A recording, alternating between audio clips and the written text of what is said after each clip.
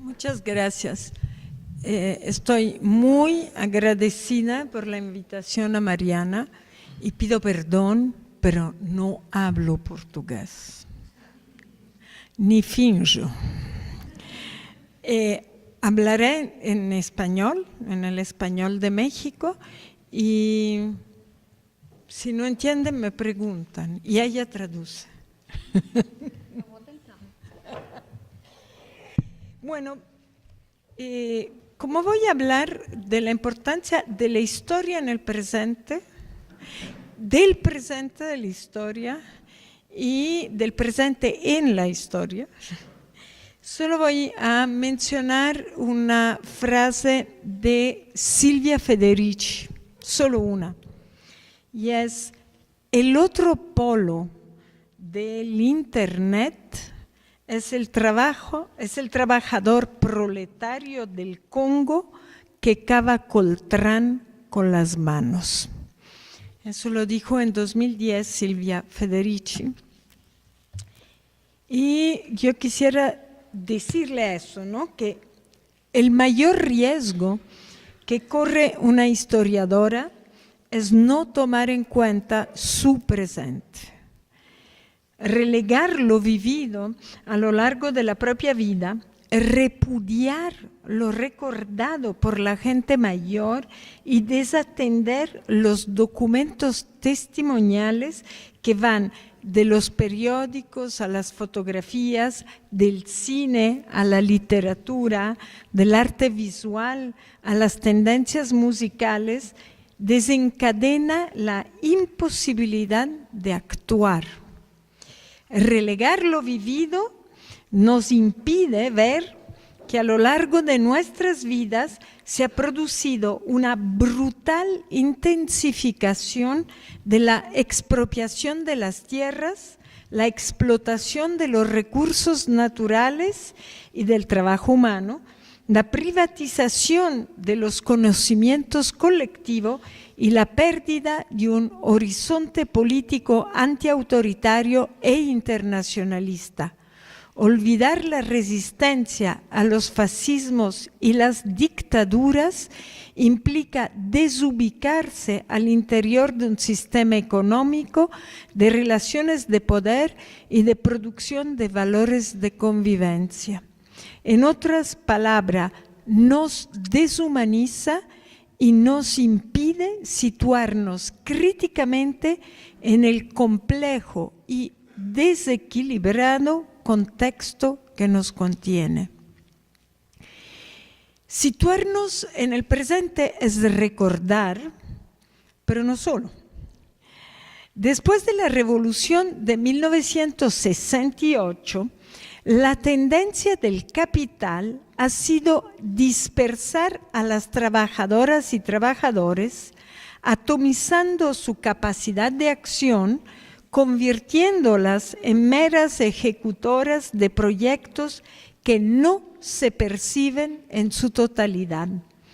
Las de resistencia a los golpes militares, al moralismo conservador que desde 1980 combate la revolución sexual, a la satanización del socialismo y a los intentos de destruir los territorios comunales, nos insertan en procesos históricos que tienen cierto parecido con los ciclos ecológicos, que son siempre complejos, y como ya dijo Carlos Ginzburg, se ensamblan gracias al trabajo de varios historiadores espías que persiguen indicios.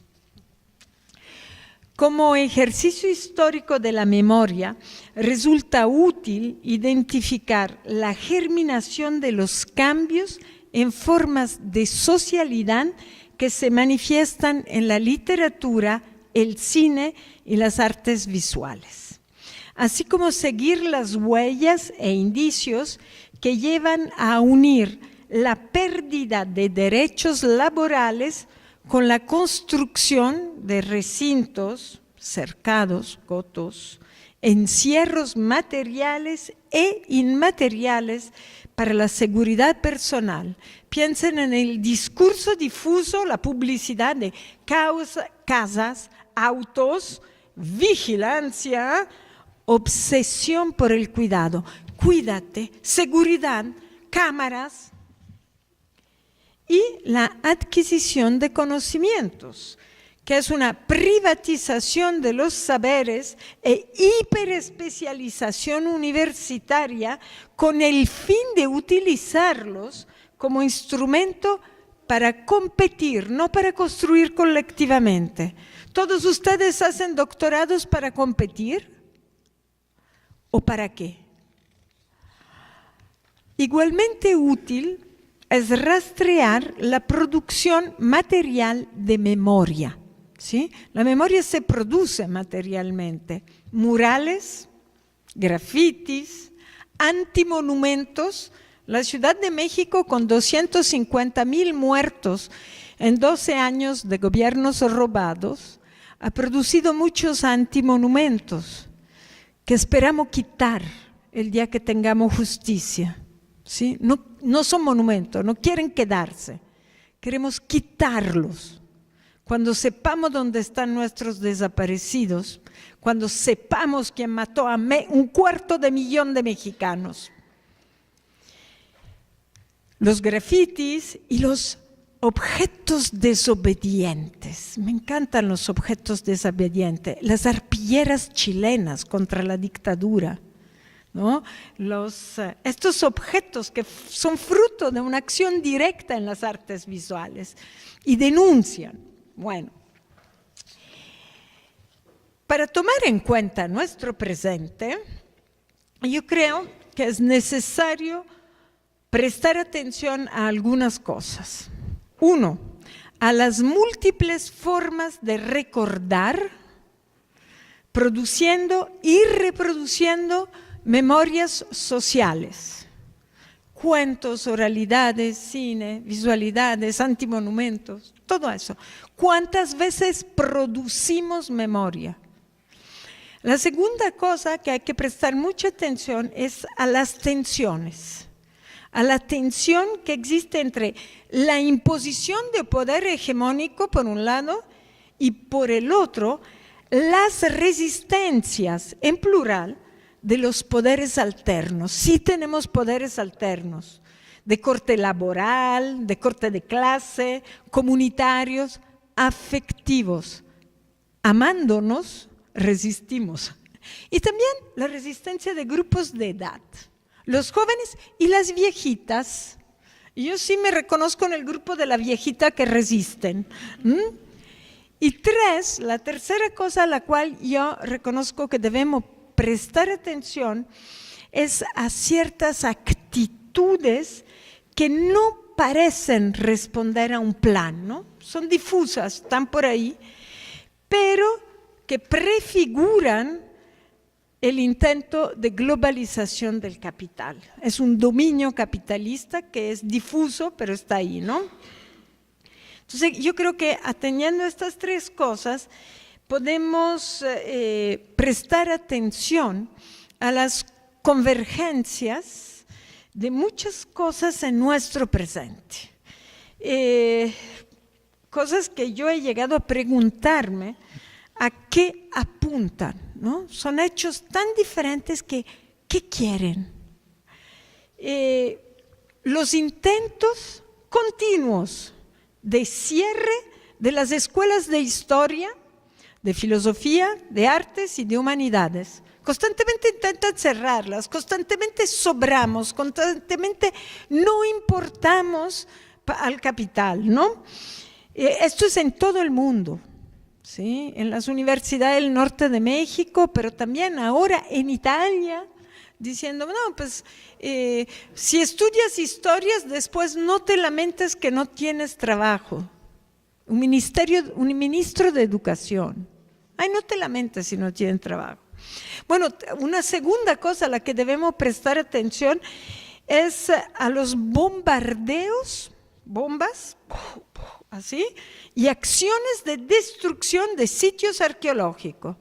Lo primero que bombardearon en 1991 en Irak fue el museo de la civilización más antigua conocida, que es iraqueña. ¿Sí? Ahí está Mesopotamia.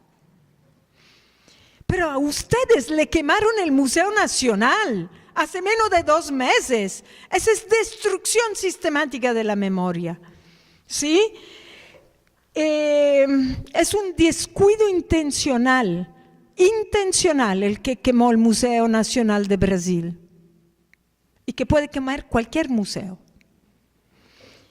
El asesinato de personas que han dedicado su vida a la arqueología, a la historia, a la defensa de los derechos humanos y a la defensa de los derechos ambientales. En América Latina somos el 9% de la población mundial, el 9%.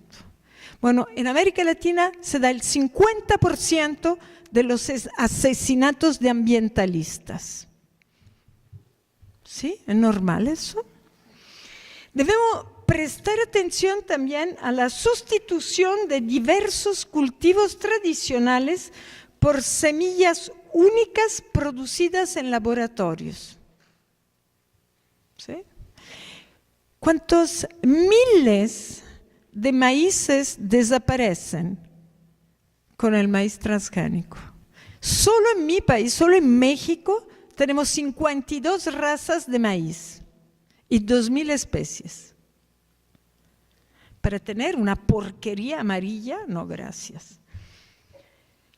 También debemos prestar atención a la rapidez de la información sobre hechos brutales que requerirían tiempo para la información, para digerir la información. Hay una guerra aquí, una guerra allá, después pasan de la información, las olvidamos, porque 3 minutos de información no son suficientes. Y finalmente debemos prestar atención a una cosa terrible, a la facilidad, es muy fácil pregonar, que van a desaparecer lenguas. Van a desaparecer, nadie las habla. Semillas.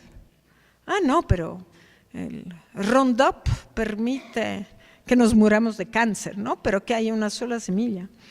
Que desaparezcan ecosistemas enteros ecosistemas, y que desaparezcan formas de convivencia en nombre de un progreso que siempre mayores grupos de personas ponen en entredicho. Es muy importante el movimiento internacional mundial contra el progreso, entendido como desarrollo de formas de vida y de siembra y de producción industrial que van en contra de nuestras vidas. Pero el poder impone su desarrollo. Bueno, yo considero que hoy operan diversos intentos de destruir sistemáticamente los testimonios materiales y las memorias colectivas. Las memorias cultas, las nuestras, ¿no? Nosotras los historiadores producimos memorias cultas, o las memorias de militantes y activistas. Con ello se boicotea la comprensión de los procesos históricos que nos conducen al momento presente. Y el momento presente es el único tiempo en el que podemos actuar. Resistir, por ejemplo, es actuar, como dijo el maestro. Estos intentos de destruirnos tienen una finalidad económica y sirven para justificar acciones políticas que desembocan en acciones militares casi siempre. A la vez actúan como prácticas, son prácticas de control sin control. Nos controlan sin control, nos controlan todo. A ratito nos van a poner cámaras en el baño, ¿sí? Es decir, vigilan la economía, las acciones, los intereses, las formas de ejercer la sexualidad, las preferencias culturales, las relaciones con el medio ambiente de la población mundial para poder incriminar o chantajear a las personas o a las comunidades que contravengan un plan global de producción, un plan nunca explicitado y que aparentemente tiende a reducir al mayor número posible de personas. ¿A qué cosa? ¿A qué nos reduce? Al trabajo sin satisfacción, sin placer, sin descanso, en beneficio de una minoría de concentradores de la riqueza, una minoría siempre más reducida. Entonces, ¿cómo actúa el sistema de control contra la memoria? La mayoría de las personas que vivimos en zonas urbanas, bueno, hoy casi la mayoría del mundo vive en zonas urbanas, el 54% de la población mundial. Las personas que vivimos en zonas urbanas estamos trastornadas por la rapidez con que los medios manejan la información destinada a controlar la economía y las opiniones de un público masivo. No podemos detenernos en sopesar los fines de la violencia, de la represión, la propaganda del miedo, la exigencia de una formación continua. Y fórmate, una maestría, un doctorado, y postdoctorado, y quién sabe qué. La inoperancia de las tradiciones, la pérdida de los derechos laborales, la pérdida de los derechos a la salud, la pérdida de los derechos a la educación y los artificios del disciplinamiento y del control de nuestras vidas. Estos son los mecanismos del sistema. Se producen guerras repentinas que tienen etapas virulentas, muy violentas, y que luego bajan de intensidad y se prolongan por un tiempo indefinido hasta que las olvidamos y porque ya no aparecen en las noticias, ¿sí? Estas guerras hoy son más de 40 guerras en este momento, con bombas y todo, ¿sí? Pero hay un caso, para los historiadores muy interesante, ninguna de estas 40 guerras ha sido declarada. No hay un solo documento de que dice que estas guerras existen, solo nuestra memoria. ¿Sí? Y producen población desplazada que a su vez produce respuestas xenófobas. Europa con los sirios, que se avergüencen. Confrontaciones con las poblaciones receptoras que producen beneficios a corporaciones de capital transnacional manejadas desde centros geopolíticos de poder siempre más ricas. Igualmente se producen desastres ecológicos. Los desastres ecológicos son producidos con el pretexto de acelerar y profundizar el desarrollo, y se reprime para disciplinar a quien pone en duda el consumo excesivo, la fragmentación territorial y la inestabilidad hidrológica. Estamos en Mariana, no estamos en cualquier otro lado. Extractivismo, monocultivos, gigantismo urbano, destrucción de la biodiversidad, producen poblaciones desplazadas que producen respuestas clasistas sobre el valor del trabajo que benefician a las mismas. Y finalmente, la industria cultural y una acelerada exigencia educativa producen miedos y producen inestabilidades emotivas que producen personas asustadas, que producen competidores en el mercado de trabajo controlado por idénticas corporaciones y grupos de hombres en armas que producen más violencia, más miedo, en particular contra las mujeres insertas en el mercado de trabajo y las mujeres excluidas o disidentes. Si he insistido en la palabra producir, como habrán notado, producen muy repetitivamente, es porque quiero enfatizar que en la actualidad el espacio y la vida son visualizados como productos industriales. Nuestras vidas, nosotros somos productos en una lógica de mercado y financiamientos que desplaza las responsabilidades éticas, personales y colectivas y borra su consideración los tiempos de intercambio, ¿sí? No importan, intercambio de palabras, lecturas compartidas, intercambio de memorias, todo eso es borrado. Los riesgos de una producción sin fin son el nacionalismo, el neocolonialismo y el agotamiento de todo tipo de recurso. Esos son los tres mayores peligros. Produzco, necesito nuevas colonias, ¿sí? La producción sin fin es antiética a la creación de una buena vida, al seguimiento de las pistas que conducen a un complejo proceso histórico, así como una toma de posición ante las emergencias ambientales que incrementan las desigualdades sociales.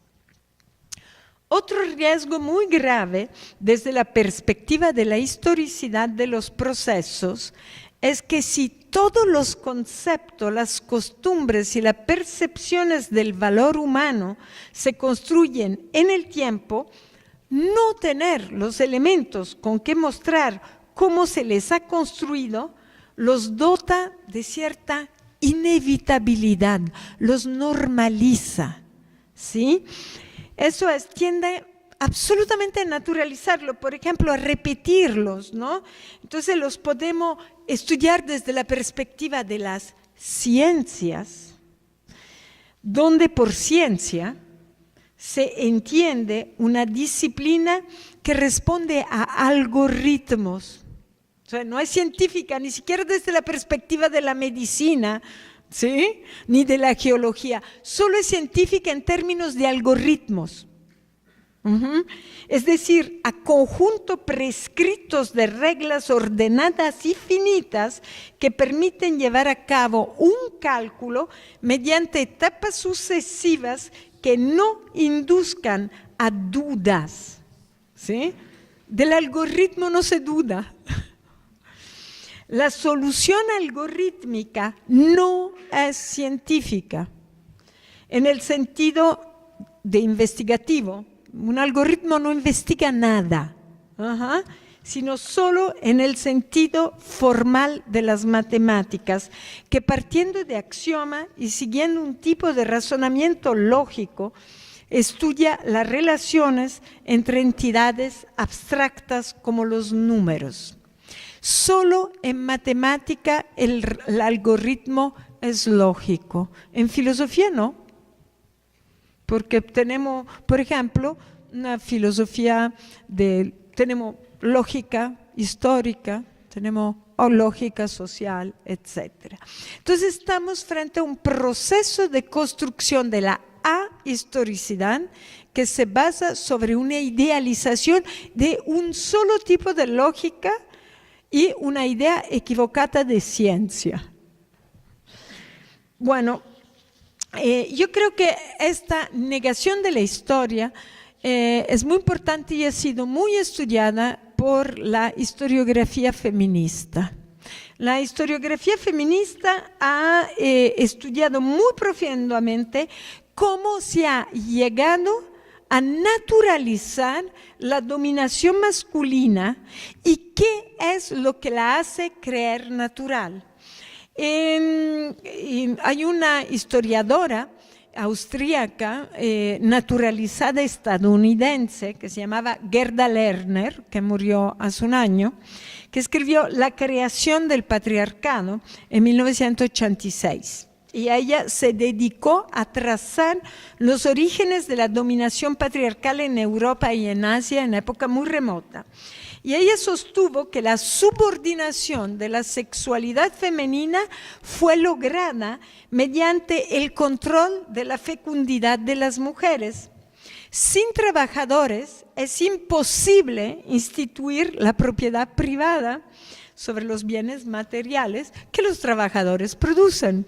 De tal modo que existe una clara relación entre la aparición del control territorial, la población y el patriarcado.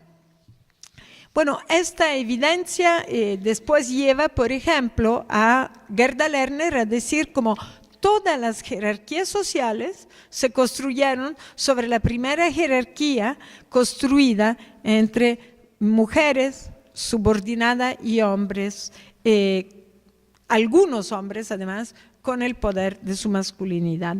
Es muy interesante porque mientras ella escribía esta historia, existía un movimiento social, que era el movimiento por el salario al trabajo doméstico, que funcionó sobre todo en Canadá, en Italia, y se distribuyó en todo el mundo, que sostenía que la explotación de las mujeres había tenido una función central en el proceso de acumulación capitalista, en la medida en que las mujeres han sido la productora y reproductora de la mercancía capitalista más esencial, la fuerza de trabajo. Reponer la vida es trabajo gratuito, esclavo, sobre el que se erige el capitalismo, pues representa a la vez el modelo y la base sobre las cuales se construye la explotación de los trabajadores asalariados. Entonces, Silvia Federici, que es una filósofa y que pertenecía a este movimiento, dice que, bueno, pues finalmente esto le otorgó, este movimiento social de calle, de fábrica, otorgó al patriarcado un contenido histórico específico. El patriarcado existe porque tiene una historia. Y entonces era necesario hacer una historia de las mujeres. Y nosotros sabemos todos los avatares de la historiografía feminista porque, bueno, pues ha implicado hacer este trabajo de espías, ¿no? De buscar indicios de una historia que se ha desaparecido adrede. Una década antes de ellas, una lituana, la arqueóloga Marija Gimbutas, sobre la base de una paleolingüística, que había descubierto los sitios de lo que ella denominó la antigua Europa, descubriendo que se habían fundado estas ciudades de la antigua Europa sobre el Danubio y Anatolia. Hoy ni siquiera es Europa, pero no importa, este era el origen de Europa. Se habían fundado y habían vivido un muy lento, un milenario desenvolvimiento pacífico. Nunca hicieron la guerra. La guerra no produce desarrollo. La paz sí. Y por milenios las ciudades se fundaron en paz. Avances urbanos, tecnología agrícola, tecnología de la navegación y sobre todo artes. Marija Gimbutas, contraviniendo todas las teorías marxistas, dijo que antes de la ideología de la economía existió una ideología estética y que la ideología estética era una ideología de relaciones de convivencias en paz. Todo lo que descubrió no tenía muros, no tenía empalizadas, nunca en los cementerios hubo prueba de un incendio, los cráneos, las cosas no tenían fracturas, o sea, no conocían la guerra, no la conocían, ¿no? Pero los restos arquitectónicos son impresionantes. Y hay una ciudad que hay que ir a visitar que se llama Cataluyuk, que hoy está en Turquía, que duró 2000 años. ¿Sí? Cuando una ciudad dura 2000 años, quiere decir que su desarrollo era funcional la paz. Ya creo que se me acabó el tiempo, pero quiero decirle que también hay otros militantes de los que nunca tomamos en consideración, que retoman estas reflexiones de la historia de la arqueología feminista. Por ejemplo, en Kurdistán está Öcalan. Abdullah Öcalan es el preso político del gobierno turco que lo mantiene preso en una ominosa cárcel desde hace 19 años. Y bueno, él ha empezado a escribir en la cárcel y escribe de una especie de historia reinventada, un poco como hizo Pirén cuando fue preso de los alemanes en la Primera Guerra Mundial. Entonces, Öcalan escribe la historia de la zona de Taurus Zagros, que es la parte alta de Mesopotamia, y él ha dicho, la zona de Taurus Zagros, que bueno, finalmente es el territorio de las y los kurdos, que no tienen Estado, pero sí tienen nación, ¿sí? Porque Estado y nación no son lo mismo. El Taurus Zagros es una región de mujeres diosas. Dice Öcalan, un dirigente militar kurdo, la cultura de acumulación del hombre y la autoridad jerárquica derrotaron a la de la mujer. Y no solo, más adelante él dice que esta es la primera traición de la historia, en que sobre la traición que los hombres hicieron contra sus compañeras se construye la historia de la guerra y la historia del capitalismo, porque se inventa el dinero. Pero bueno, esta es un largo afán, pero yo quiero... La historiografía feminista y las sociologías activistas, informada por las memorias colectivas de las mujeres, nos ayudan a formular la pregunta acerca de cómo entender el derecho a disentir con el modelo dominante si se borran los vestigios de otras formas de vivir que no son la dominante. Si no tenemos memoria sino de la dominación, ¿cómo construimos alternativas sociales? ¿No? ¿Cómo construimos grupos no hegemónicos? Lenguas no estatales. En México hablamos 69 lenguas y dicen que el español es la lengua de México. ¿Sí? ¿Cómo construimos sistemas de género que no son binarios? ¿De verdad debemos de tener solo dos géneros? Hay muchos géneros posibles y no son necesariamente binarios. Entre los Oglala existían antes de la invasión europea, obviamente, 5 sistemas de género: el de las mujeres femeninas y el de mujeres no femeninas, hombres masculinos y hombres no masculinos, y personas que no se definían ni como masculinas ni como femeninas. 5 sistemas de género. Un sistema de 5 géneros. ¡Wow! Si no lo sabemos, ¿cómo lo reconstruimos?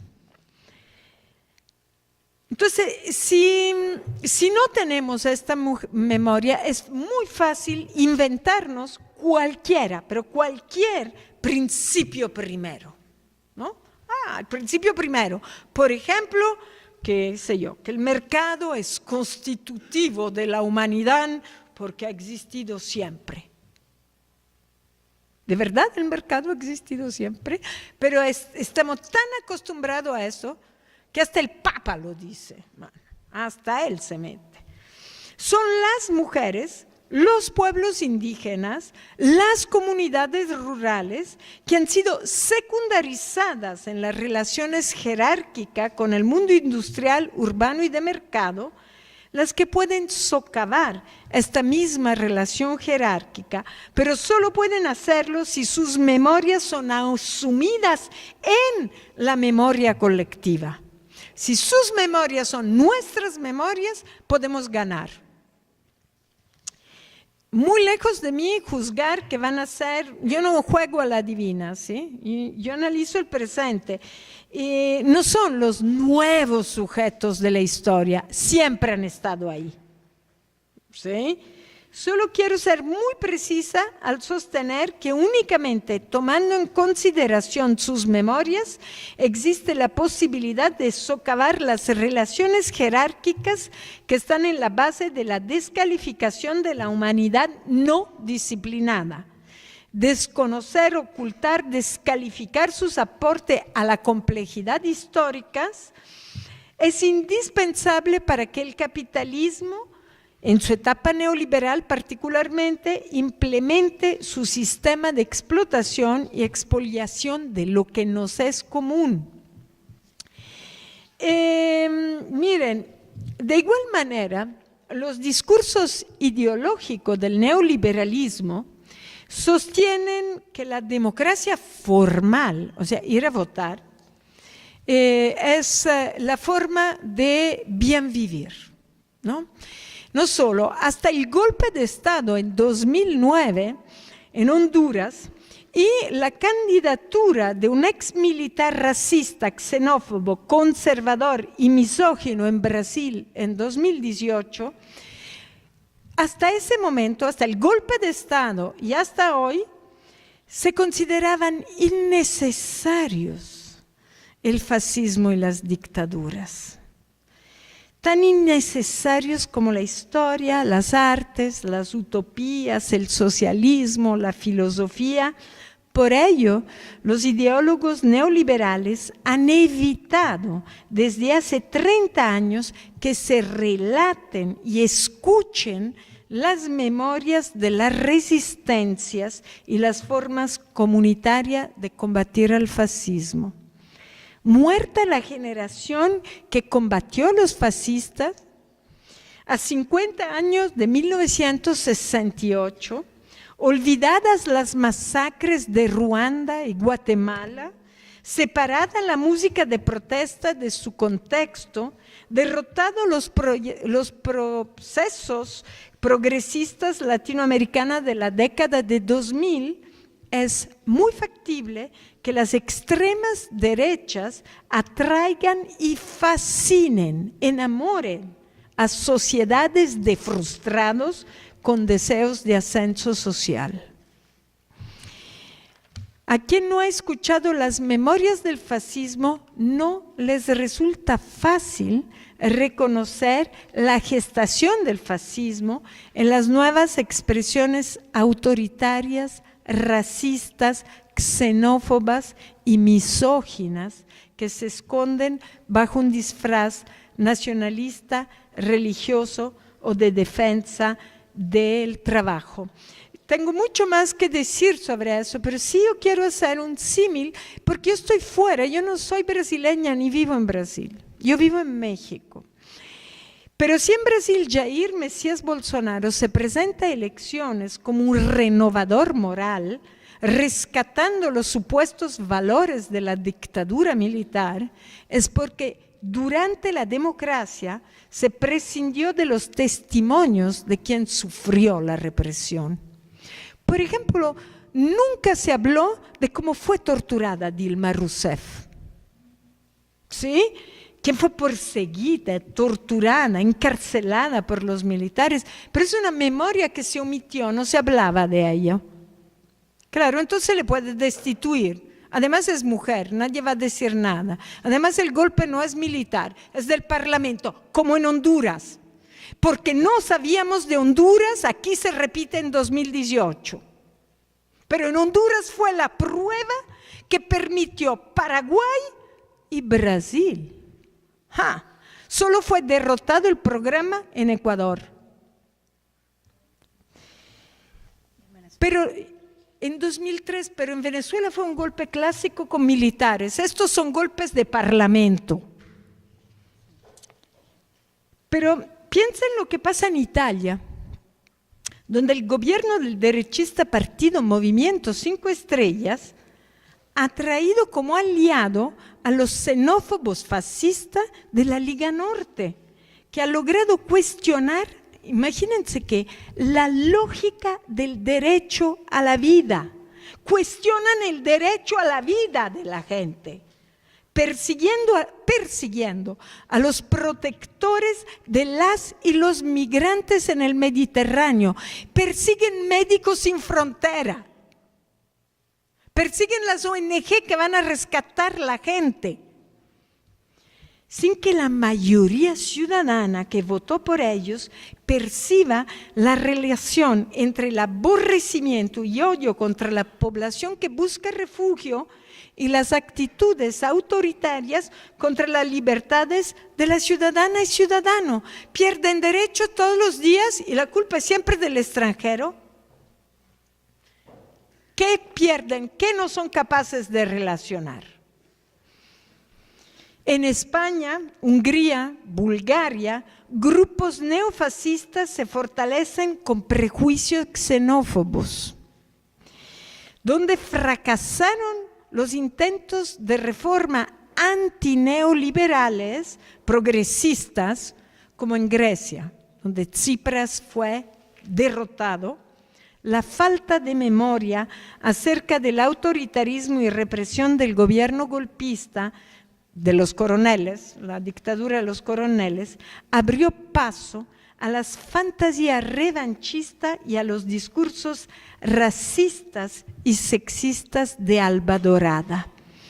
Yo creo que necesitamos pensar esta falta de memoria y el regreso de los fascismos y combatirlo con la memoria, con el diálogo entre nosotros, con ir a los pueblos a escuchar a los viejos sindicalistas, a las mujeres que hacían las ollas comunes, a los pueblos indígenas. Debemos ir a escuchar su historia.